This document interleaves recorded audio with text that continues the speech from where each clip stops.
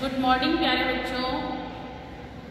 कल हम हमारी जो एसएसटी की किताब है उसके अंदर हम इतिहास का लेसन पढ़ रहे थे। क्या, कब, कहाँ और कैसे। इसके अंदर हमने कल देखा था कि एक लड़की होती है जिसका नाम था रशीदा, है ना। वो रशीदा क्या कर रही थी भाई, अखबार पढ़ रही थी और अचानक उसकी अखबार के अंदर नजर गई बड़ी बड़ी हेडलाइन पर, सुर्खियों पर, है ना। उस सुर्खियों में लिखा था 100 साल पहले। क्या लिखा था उस सुर्खियों में, बड़ा बड़ा हेडलाइन थी, उस पर लिखा था 100 साल पहले। वह सोचने लगी कि कोई कैसे जान सकता है कि इतने साल पहले क्या हुआ था।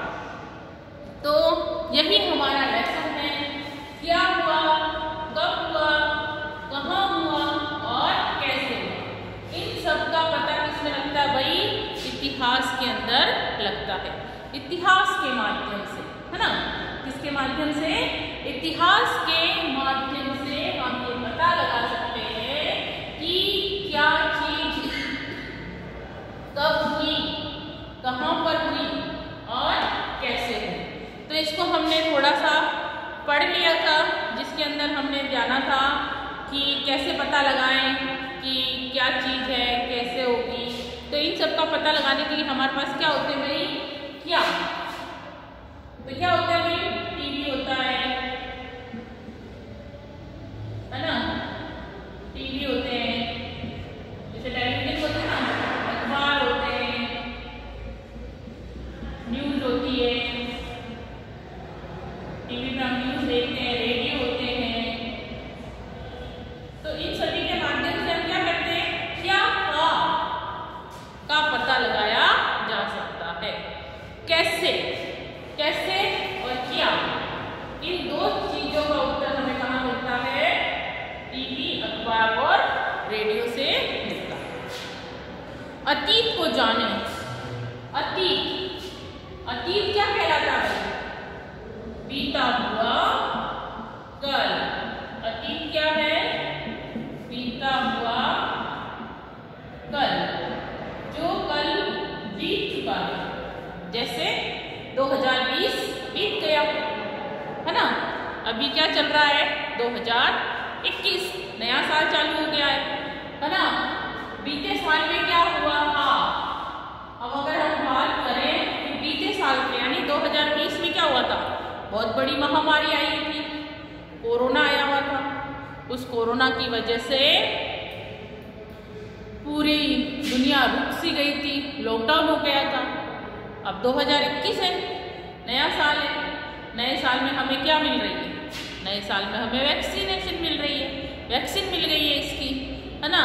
वैक्सीन लगने के बाद दुनिया वापस सुचारू रूप से जैसे पहले चलती थी, लॉकडाउन से पहले जैसे दुनिया चलती थी, शायद वैसे दुनिया वापस से चलने लगे। तो बीता हुआ कल क्या है भाई, बीता हुआ कल क्या कहलाता है, इतिहास कहलाता है। लोग कहाँ से आए थे, अगर हम बीते हुए यानी बहुत सालों पहले की बात करें, 100 साल पहले की बात करें, तो हमको ये पता लगाना पड़ेगा कि लोग कहाँ रहते थे, कहाँ से आए थे। तो हमें पता चलेगा कई लाख वर्ष पहले जो लोग थे वो कहाँ रहते थे, नदी के तट पे। कहाँ रहते थे, नदी के किनारे।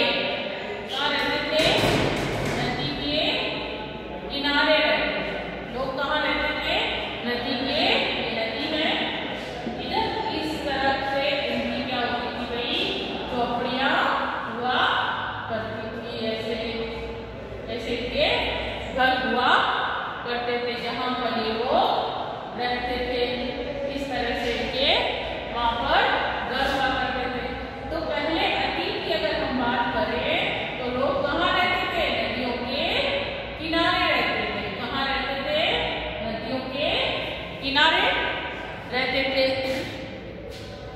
और यहाँ रहने पर आरंभिक लोगों में से कुछ कुशल संग्राहक थे। संग्राहक यानी जो कि इकट्ठा करने वाले कुछ चीजों को, जैसे आसपास के जंगलों से फल फूल, है ना, फल इकट्ठे कर लिए, विशाल संपदा से परिचित थे। जंगलों में क्या क्या चीजें होती हैं, क्या क्या जीवन में उपयोगी वस्तुएं हैं मनुष्य के लिए, वो लोग उन चीजों से परिचित थे और वह अपने भोजन के लिए इसी पर निर्भर रहते थे। किस पर?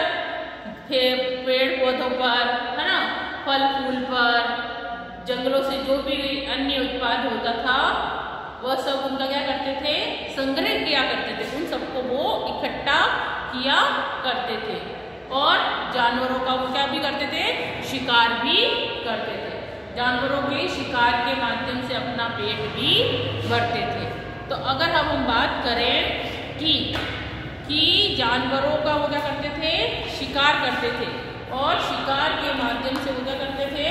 अपना पेट भरते थे।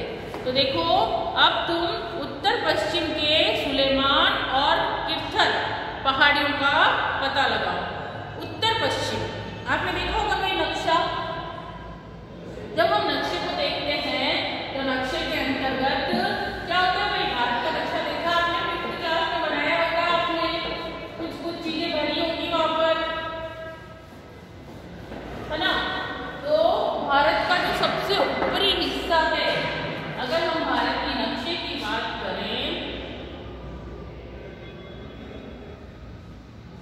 तो ये हमारा भारत का नक्शा मैं यहाँ पर ड्रॉ कर रही हूँ।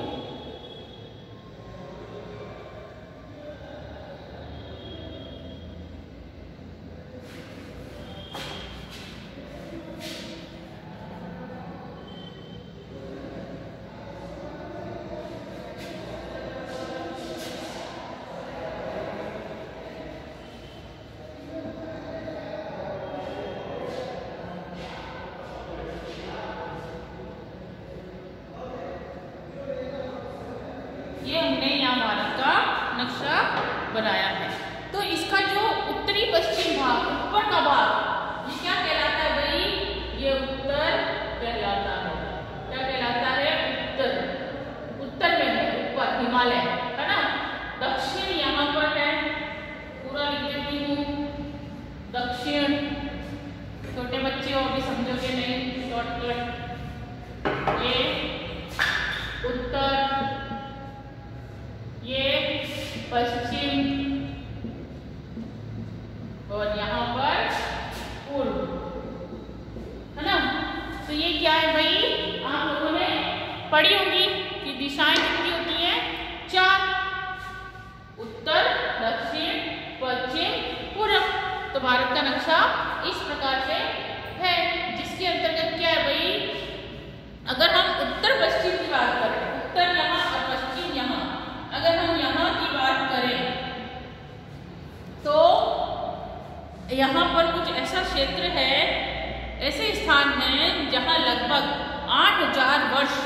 8,000 साल पहले स्त्री और पुरुषों ने सबसे पहले गेहूं तथा जौ जैसी फसलों को उपजाना आरंभ किया था। यानी कि अगर हम उत्तर पश्चिम की बात करें तो ये वाला जो इलाका है ना, यहाँ पर 800 साल पहले स्त्री और पुरुषों ने मिलकर क्या किया था? गेहूं की फसल लगाई थी, गेहूं उगाया था। गेहूं है, जौ है ना, ऐसी फसलों को उगाना उन्होंने क्या किया था भाई? प्रारंभ कर दिया था। उन्होंने क्या करा भाई? भेड़, बकरी, गाय, बैल जैसे पशुओं को पालना भी शुरू कर दिया था। यानी कि अब क्या करते थे वो? 800 साल पहले जो स्त्री पुरुष थे, आदमी और औरत रहते थे, उन्होंने मिलकर खेती करी और कुछ पालतू पशुओं को पाला। वो पालतू पशु कौन कौन से थे भाई? वो थे भेड़, बकरी, गाय, बैल। इनको उन्होंने पाला और ये लोग गांव में रहते थे। बहुत साल पहले, 100 वर्ष पहले तो कहाँ रहते थे? नदी के किनारे रहते थे। लेकिन अब 800 वर्ष हो चुके हैं, है ना। मतलब थोड़ा टाइम पीरियड निकल चुका है, तो वो लोग कहाँ रहने लगे? गाँव में। उत्तर पूर्व में गारो और मध्य भारत में विंध्य पहाड़ी का पता लगाओ। अगर हम बात करें तो हिमालय से इस जगह से क्या निकलती है भाई? ये जो है ये पहाड़ियाँ है ना, यहाँ से यहाँ गारो और जनजातियाँ रहती थी भाई। गारो क्या है? गारो एक जनजाति है। क्या है? जनजाति। गारो जनजाति है। और भारत की जो मध्य भारत में विंध्य की पहाड़ियां हैं, यहाँ पर ये क्या है? पहाड़ियां हैं। इन पहाड़ियों पर जनजाति के लोग रहा करते थे। अब कुछ ऐसे क्षेत्र थे जहाँ कृषि का विकास हुआ। यहाँ पर पानी था, है ना, हिमालय था, नदियाँ थी, यहाँ से नदियाँ आ रही थी। तो इस तरह से यहाँ पर क्या था?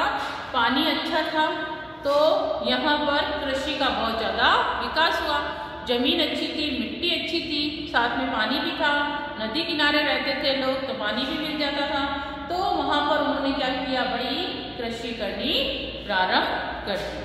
जहाँ सबसे पहले क्या उपजाया गया? सबसे पहले उगाया गया चावल। वे स्थान विंध्य के उत्तर में स्थित है। विंध्य का जो उत्तर वाला भाग है वहाँ पर विंध्य की पहाड़ी है। यहाँ पर मैंने बताया आपको, है ना, ये वाला जो हिस्सा है ना, यहाँ पर रहते थे। अगर हम बात करें कि मानचित्र में देखते हुए कि इसकी सहायक नदियों का पता लगाएं, तो सहायक नदियाँ उन्हें कहते हैं जैसे ये एक बड़ी नदी कह रही है, एक छोटी नदी यहाँ से आई, ये यहाँ से आई और इसमें आके मिल गई, है ना। जो नदियाँ इनमें आके मिल जाती हैं वो क्या कहलाती हैं? सहायक नदी।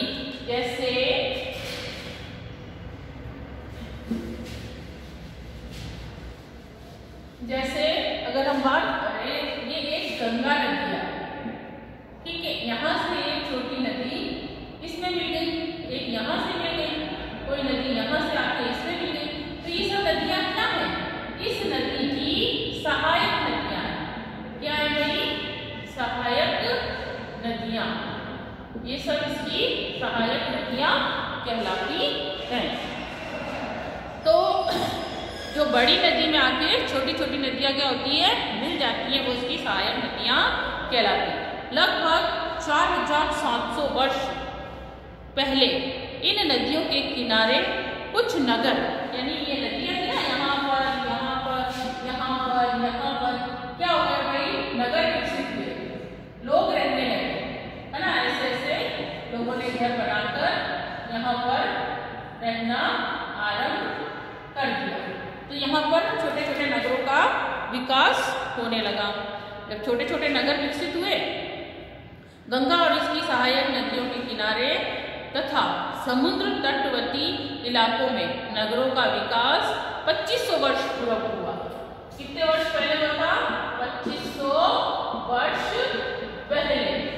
गंगा नदी के किनारे, गंगा के किनारे क्या हुआ था भाई? नगरों का विकास हुआ था। यहाँ तक आपको समझ में आया बच्चों? तो अपनी अपनी किताबें खोल के रखा करो, और किताब खोलने के बाद किताब में साथ साथ देखना है कि मैम क्या पढ़ा रही है। आज हम इतना ही पढ़ेंगे, कल की क्लास में हम वापस इसको कंटिन्यू करेंगे। थैंक यू प्यारे बच्चों।